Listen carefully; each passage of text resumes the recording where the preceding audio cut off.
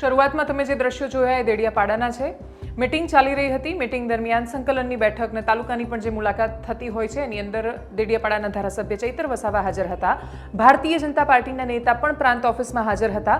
બંને વચ્ચે શરૂઆતમાં બોલાચાલી થઈ, ગ્લાસ ફેંકવામાં આવ્યો, છૂટા હાથની મારામારી સુધી વાત પહોંચી, ફરિયાદ સામે કરવામાં આવી. પણ પછી જે રીતે ચૈતર વસાવાની ધરપકડ થઈ, એમના જે કાર્યકર્તાઓ છે એમને જ્યારે જબરદસ્તીથી ચૈતર વસાવાની જીપમાં બેસાડીને પોલીસ લઈ જઈ રહી હતી.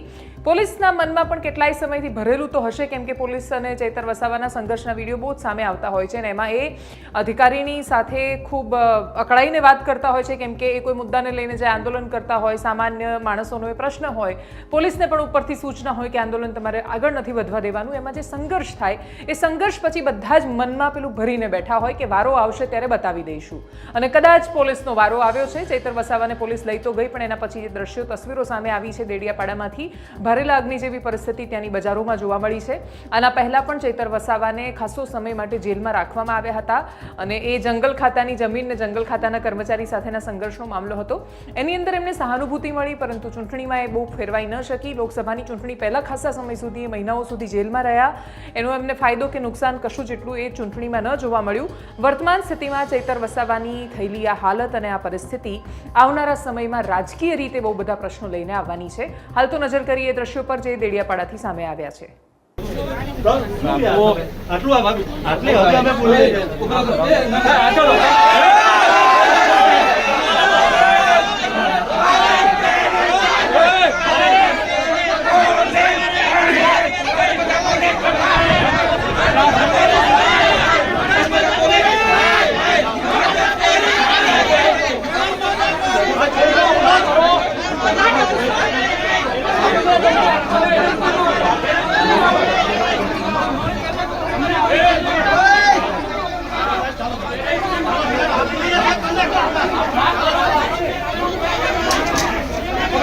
कैमरा पड़ेगा तारो भी महिला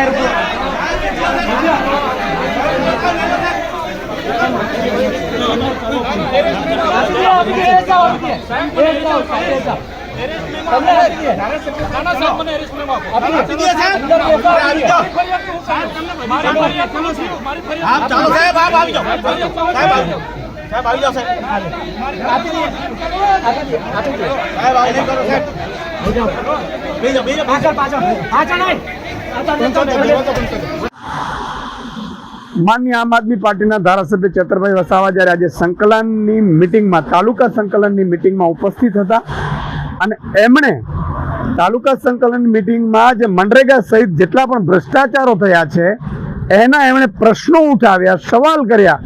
તો ભાજપના કેટલાક કાર્યકર્તાઓ અને નેતાઓ જે ખરેખર સંકલનની મિટિંગમાં અપેક્ષિત પણ નથી, એવા લોકોએ એમની ઉપર હાથાપાઈ કરી.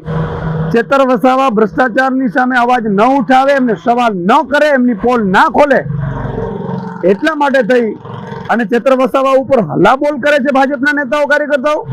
એટલું નહીં, જ્યારે ચેતર વસાવા પોલીસ સ્ટેશનમાં આમની વિરુદ્ધ ફરિયાદ લખાવા જાય છે ત્યારે આ જ ભાજપવાળાઓ અને પોલીસ તંત્ર જાણે લોકશાહીની હત્યા કરતું હોય, જાણે ચૂંટાયેલા ધારાસભ્યને પણ બંધારણની રીતે જે હક મળે છે એ પણ છીનવી લેતા હોય એમ ચેતરભાઈ વસાવાની ફરિયાદ લેવી તો દૂર, એમની ઉપર FIR ખોટી કરી દે છે કે એમણે લાપા માર્યા ને એમણે હાથાપાઈ કરીને. આ શું થઈ રહ્યું છે? એટલું નહીં, આ પોલીસ ચેતરભાઈને, એના પરિવારને કે એમના વકીલને પણ મળવા નથી દેતી, સીધા જિલ્લા મથકે લઈ જાય છે. આ કઈ પ્રકારની લોકશાહી? ભાજપ આટલી તાનાશાહી કરી રહી છે. ભાજપને એટલું અહંકાર આવી ગયું છે કે બાબા સાહેબે આપેલા બંધારણને ઘોડીને પી જવાની છે. આ ખરેખર આ લોકતંત્ર છે કે ઠોકતંત્ર છે ખબર નથી પડતી.